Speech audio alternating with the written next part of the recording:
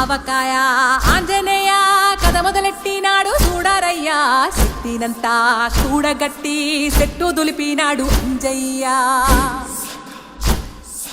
ఎర్ర ఛాయ కోతి అవతార వెంటమాయ కత్తి సేత పట్టకుండా కాయ కోసినాడు కపిలయ్య